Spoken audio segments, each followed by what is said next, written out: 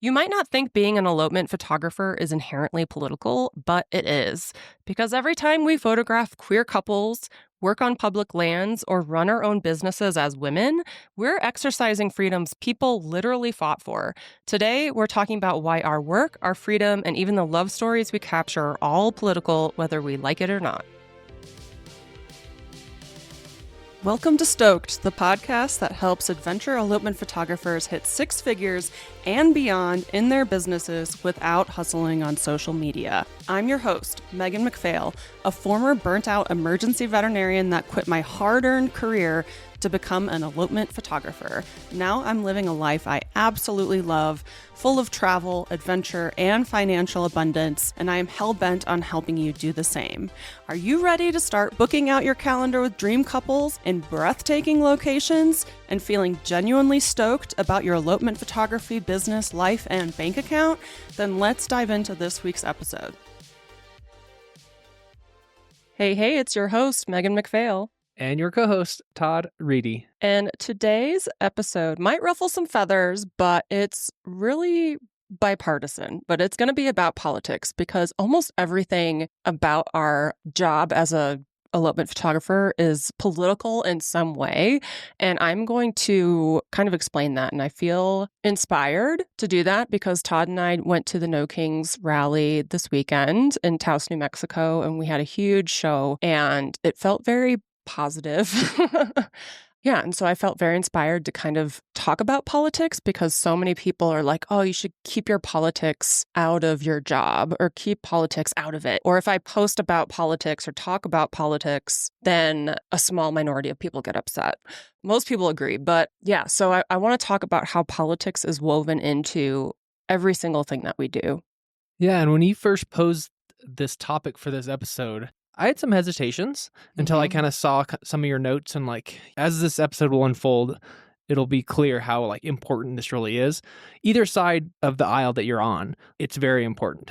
So yeah, I think it's really worth chatting about. And I also am kind of one of the people that, again, coming from the corporate world where I kept my politics and my personal life away from my work, that's very much not the case anymore in our political climate, as well as you'll see in this specific role as elopement photographers, like how intertwined they really are. So I think this is really important. I think now is a perfect time to chat about it. And yeah, let's do it. So first I want to mention, I was born in 1983. I'm old, guys. I'm about to turn 42. And it blows my mind that just 9 years before I was born in 1974, women in the United States could not get a credit card, a mortgage, or a loan without a man's signature. Banks could just flat out deny them unless they brought their husband with them. That was just 9 years before I was born. That was when my mom was 18. You know, she could finally get a credit card on her own, which is wild to me. Like, these aren't things that happened in the way past, like the 1800s. I guess it's the 1900s, but that was like very close to when I was born, which is just wild. So when I talk about building a six-figure elopement photography business and you are a woman, you're basically only able to do that because women fought for that right to be able to make their own money, have their own credit cards, buy their own property, buy their own house. So these are things that like our grandmothers could not do. Yeah, that seems like a really long time ago. But like you said, yeah, not that long ago before we were born. And so it may even be a long time ago from like when you were born, but like that affected your parents. So if you're like a 20-something-year-old photographer, like that was relevant to your folks most likely. I did probably think that that was way back, way further than what you just said. So yeah, thanks for bringing that up. Yeah, exactly. I mean, people say like, oh, there's so many more male CEOs than women. Is it because men are better at running businesses than women are? It's like, no, they like literally could not run businesses until recently without permission from a man or something. So it makes sense that there'd be so much more men running businesses than women because they've had a lot longer time to be able to do that. They've had systems in place that supported them to be able to do that. So we're just kind of like in still like the baby stages of being able to run our own businesses. So, I mean, that's crazy. And if you're given that right it can be taken away. We don't ever think it could be taken away, but there are definitely people in power right now that want to take away the women's right to vote and other rights, So like they could take away our right to property, our right to own businesses, have banking accounts in our name. That was given to us recently. That's not to be alarmist or anything, but that's why politics matter and keeping up on this stuff matters, because there was a point in time not that long ago, pretty much just 50 years ago, where we weren't allowed to do any of this that we're doing right now. That kind of brings me to, since we're talking about women, I'm going to talk about a lot of stuff, but since we're on the topic of women, reproductive rights is a huge part of us being able to have careers and have businesses, because we get to choose if, when, and how to have children. And before, we couldn't choose that. Birth control came out in the 1960s. And so for a lot of people, having freedom to build a career was not something they could do, because they didn't have control over their reproductive health and reproductive freedom. So they're just getting married because they can't do anything else and having kids. And if that's your choice to do those things, that's fine. But you have a choice now, because so many women before us fought for that. So yeah, I see women building businesses.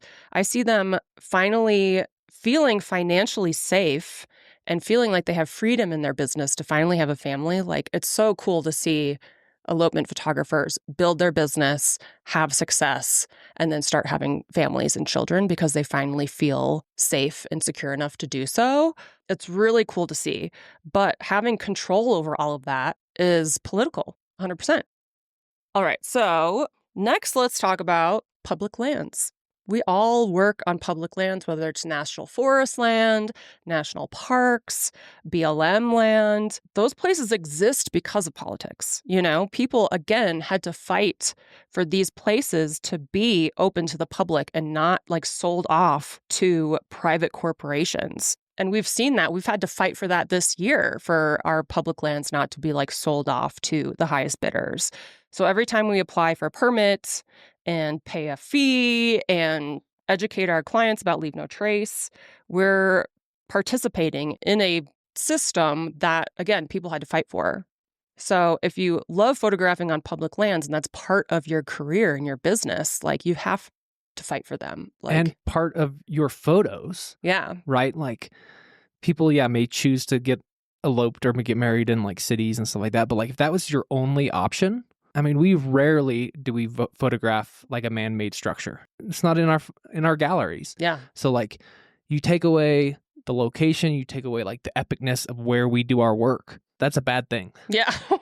Yeah. Across the board, whether you're red, blue, male, female, gay, straight, whatever, like, you take away that land and we don't have an opportunity, or like don't have the freedom to go and explore, photograph, and enjoy these places. Like, that affects everybody. Yeah, notice how I keep saying, like, we both keep saying freedom. Like, that's really what all this political stuff is about. It's not like right versus left and liberal versus conservative and Democrats versus Republicans. It's about like, what freedoms do we want to have and to continue to have?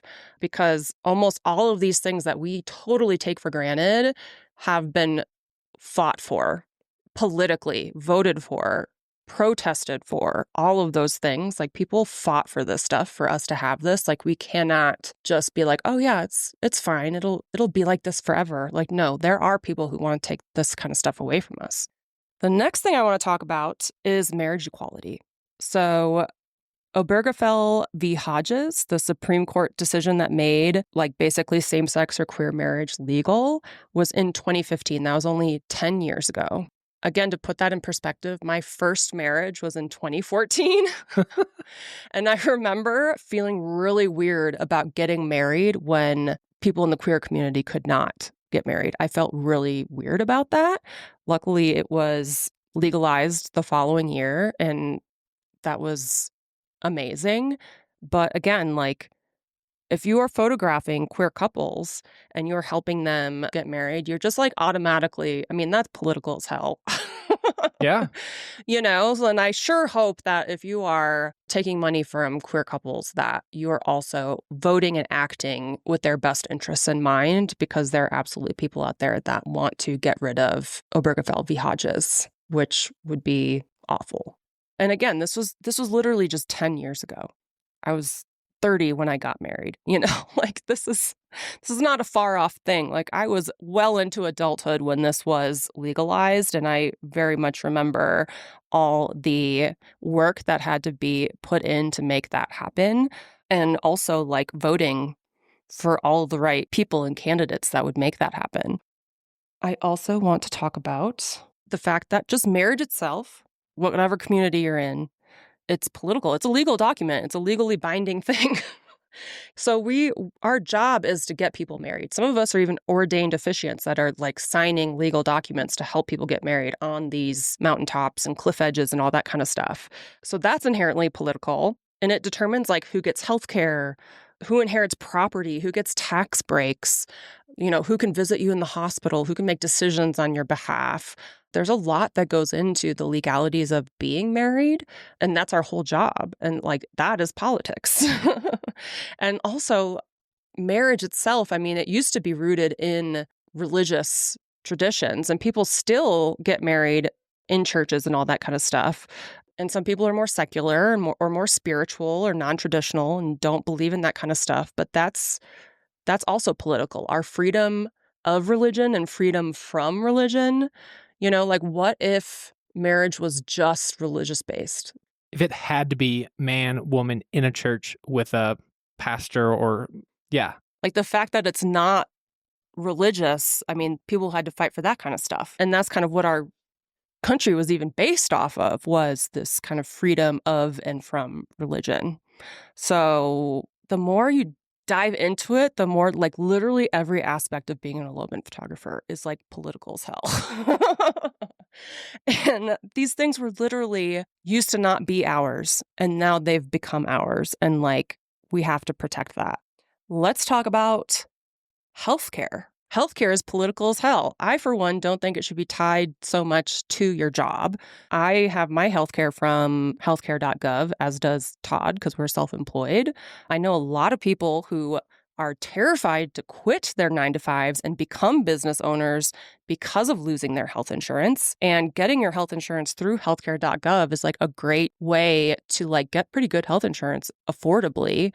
The healthcare in this country is still a joke, but I mean, being able to get health insurance as a self-employed individual is political because we don't have to get it through our employers. But there's definitely people who want to only tie it to your work, which means one of us would have to have a W-2 job in order to have health insurance. But yeah, having access to healthcare is political. And affordable healthcare, yeah. right? Yeah, not everybody who quits their job to continue to build their business is like rolling in the dough. You can't be necessarily dropping like $1,200 a month on freaking health insurance, When you're building a business from scratch and you don't have your normal W-2 that you just quit. Yeah. Yeah, like you should still be able to have health insurance in that scenario and not have to pay $1 million and like have it be a stressor while you're building something, Like I feel like that's huge. If you get your health insurance through healthcare.gov, it's kind of like income based. So you can get a lot of tax credits, and it can end up being very affordable for people who are, not making a lot of money or a lot of profit their first year in business. So healthcare is obviously super political, and it's the reason why our government is shut down right now. And our national parks are losing $1 million a day during this government shutdown. And I know people personally whose partners aren't making any money right now because of the shutdown. But anyway, okay. The other thing I want to talk about is immigration. Now, what does immigration have to do with elopement photography? Well, there are a lot of immigrants who are elopement photographers and children of immigrants who are elopement photographers. And immigration obviously is a huge political divide in this country, and our immigration laws affect who can work, who can travel, who can get paid, who can feel safe crossing a border. I mean, there's like a lot of us travel, and it all kind of like goes hand in hand with us being able to like go back and forth to countries and like other people coming here and working here. Like there's a lot that goes into it. So yeah, so shout out to all the elopement photographers out there that are immigrants or children of immigrants. And if you want to hear a firsthand story about it, you should listen to Laura Bertaud's podcast episode where we talked all about how hard it is And I cried. And that was a long time ago, so I don't know the number exactly. We'll put it in the show notes. We'll put it in the show notes, yeah. There's many of your favorite elopement photographers out there that are immigrants or children of immigrants. And again, like, immigrants make this country great. Diversity makes this country great. We're all just a couple generations away from being immigrants ourselves. None of our families, unless you're indigenous, have been here that long. So again, these are all like things that are happening recently. So yeah, in summary, being an elopement photographer is political. It doesn't mean you have to like campaign and shout out loud and share all your beliefs all the time on your stories. I think there's like, you know, a time and a place to be more of an activist and to be more loud with your thoughts and stuff like that. But this idea that you can separate politics from being an elopement photographer is just not true. And politics are just inherently tied to almost every aspect of our job. The way that AI is legislated in the future is going to affect us. You know, like there's so much tied to what we do, and you can't separate yourself from it. So yeah, every time we photograph a queer couple, every time we hang out with our friends who are immigrants, every time we pull a permit for a national park, every time we put money as a woman into a bank account or open up a credit card or buy a house, any woman that's been on birth control or some form of family planning, it's all politics. So yeah, you don't need to like turn your social media into 24/7 politics. You know, I definitely share my thoughts from time to time and then kind of back off every once in a while. It's not like you need to be screaming politics, but if you are an elopement photographer, you are already involved. You are political. Because you want to maintain all your freedoms that have been afforded you because people have fought for them. And so we have to protect these. We have to be cognizant of what the current administration is doing, what the people you vote for are also in support or not in support for, because one of the most important things that we can do to protect these freedoms is vote. We can also donate our money. We can spend money on things that support our political beliefs. We can use inclusive language on our websites to support queer couples. We can call our elected officials with the app 5Calls. Todd does that all the time. And yeah, because our jobs are inherently political, it's important for us to not take a back seat and not take all these things for granted and not think that like, oh yeah, they're just going to be here for us forever, because they can be taken away. And that's not me being alarmist. That's just real life. Public lands can get sold off. Healthcare can be doubled or tripled. Reproductive freedoms can be taken away. Gay marriage can be taken away. Immigration's already a shit show. So yeah, hopefully this was informative. I think y'all know my stance on things. But I try to be as bipartisan as possible, because some of these things aren't really, again, left versus right, Democrat versus Republican. It's just things that we all enjoy and should continue to be cognizant of and fight for. Thanks so much for listening, and we'll see you next week. Thanks so much for joining us on this week's episode of Stoked. If you enjoyed the show and you'd like to help support the podcast, please subscribe, leave a review, and tell a friend. If you're looking for more inspiring elopement photography content, check us out on Instagram at Megan McPhail. And if you'd like to hear more about my business coaching and how I can personally help you hit six figures as an elopement photographer, then check out my website at www.meganmcphail.com.